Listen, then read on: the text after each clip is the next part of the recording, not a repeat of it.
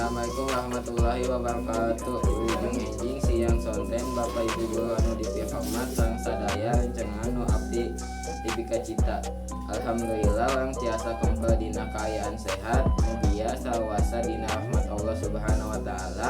Shalawat salam mugia tercurah ka Nabi Muhammad sallallahu alaihi wasallam.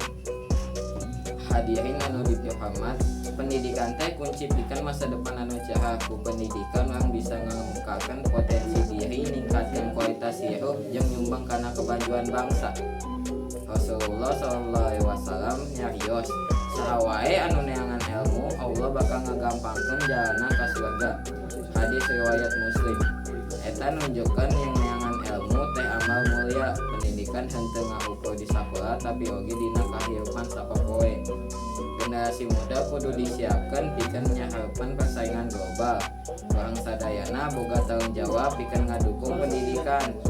Boh di imah boh di sakola, urang hayu satia nyongkong usaha diajar barudak urang supaya bisa jadi generasi anu berilmu, berakhlak jeung manfaat ka bangsa jeung agama.